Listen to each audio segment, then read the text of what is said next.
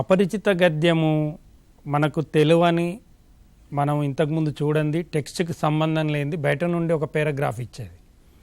పరిచిత గద్యం అనేసరికి అది ఖచ్చితంగా మనం మన టెక్స్ట్ బుక్లో నుండే తీసుకుంటాం, కాకపోతే అది ఉపవాచకం నుండి తీసుకుంటున్నాం అన్నమాట.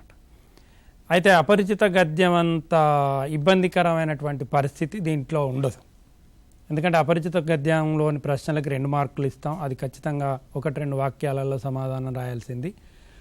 ఈ పరిచిత గద్యం మాత్రం మనము ఒక వాక్యంలో రాయొచ్చు, ఒక పదంలో రాయొచ్చు, ప్రశ్నల స్వరూపం కూడా వివిధ రూపాలుగా ఉంటుంది.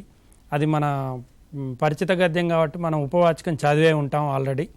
ఆ చదివినటువంటి సన్నివేశాలు ఆ ఘట్టాలు తెలుసుంటాయి కాబట్టి ఆ పారాగ్రాఫ్ మీద మనకు ఒక అవగాహన ముందే ఉంటుంది. అయితే ఉపాధ్యాయుని సహకారంతో కావచ్చు, లేకపోతే విద్యార్థులు సొంతంగా చదివి కానీ ఉపవాచకంలోని పారాగ్రాఫ్ల మీద అవగాహన ఉంటుంది. కాబట్టి దాని నుండి ఇచ్చే ప్రశ్నల స్వరూపం కూడా తేలిగ్గా ఉంటుంది. కొంత 1 మార్కే ఇస్తున్నాం కాబట్టి ఆ స్థాయిలో ఉంటుంది.